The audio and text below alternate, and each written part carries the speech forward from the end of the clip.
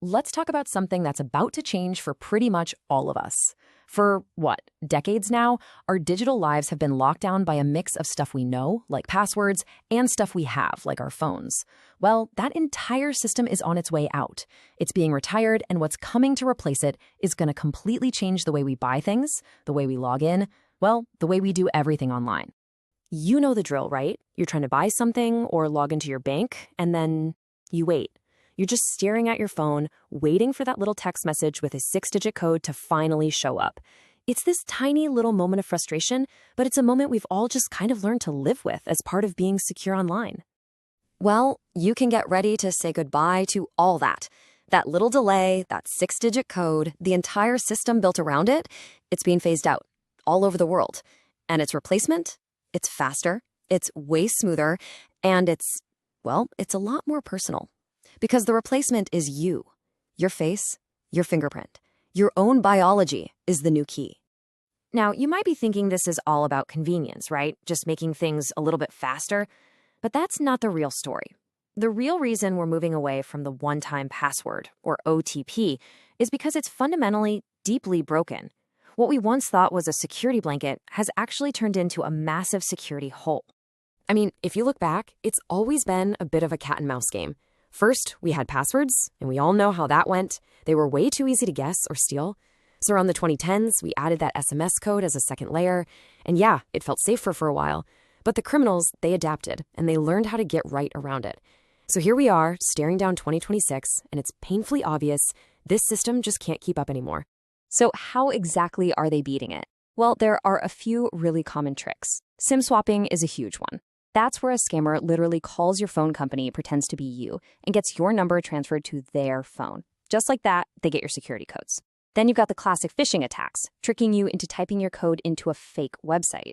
And for the really high-level attackers, they can sometimes just intercept the text messages themselves or steal your digital session token to bypass the whole login process. It's just not safe. And because it's so broken, regulators all over the world are finally stepping in and saying, enough. This isn't just a recommendation from a few tech companies. This is a full-blown, coordinated, global security upgrade. Central banks are literally forcing the entire financial industry to ditch this old tech and adopt something much, much stronger. And this right here really shows you just how big this change is. It's happening everywhere. In India, the central bank has a hard deadline of April 2026 to get rid of OTP-only payments. The UAE is even more aggressive. They want SMS OTPs gone completely by March 2026. The European Union is rolling out new rules, demanding stronger authentication. And the Philippines is pushing hard for biometrics. You see, it's like a global domino effect. One country goes, then the next, then the next. Okay, so if OTPs are out, what's replacing them? What's the new standard? Well, say hello to the era of biometrics and passkeys. This is the next generation of security, and it's designed from the ground up to be immune to the kinds of attacks that have made OTPs obsolete. So what are we really talking about here? At its heart, biometric authentication is actually pretty simple. It just uses the things that make you, you, your fingerprints, the shape of your face, even the unique pattern of veins in your hand, to prove you are who you say you are. The key is, unlike a password, you can't forget it, and it's incredibly hard for someone else to steal it. And this is where it gets really interesting, because the technology is fundamentally different. An OTP travels across an old, insecure SMS network, where it can get snatched. But biometric authentication, it doesn't send anything. It uses a super powerful cryptographic key that is locked inside your device. Your fingerprint or your face is just the key to unlock that key. Nothing travels, nothing can be intercepted, which makes the whole system naturally resistant to phishing. It's just a better, smarter design. And way faster, too.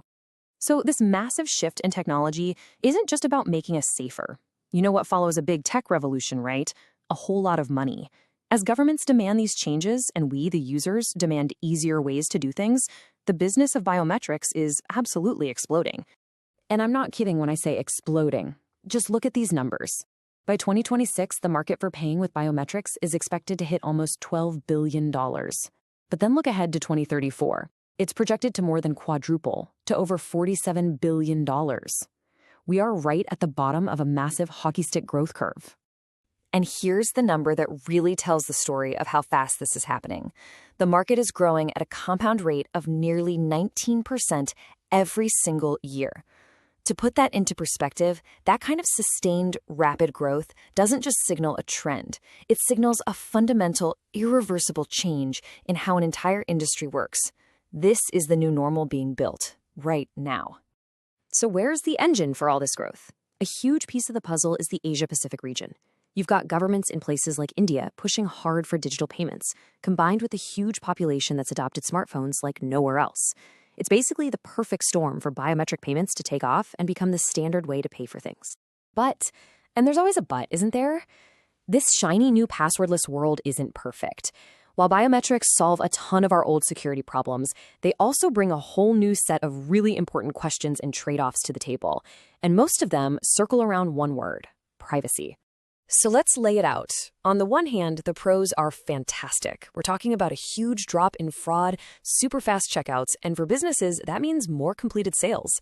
But on the other side of the coin, you have some serious concerns. You've got strict privacy laws like GDPR in Europe that treat biometric data as extremely sensitive. And here's the big one. If your password gets stolen, you can just change it. If your fingerprint data gets stolen, well, you can't exactly change your fingerprint, can you? It's compromised for life. And you can bet that criminals are already hard at work trying to break these new systems. The threat of spoofing or faking it is very real. They're trying to use things like super high-res photos and even 3D printed masks to trick facial recognition.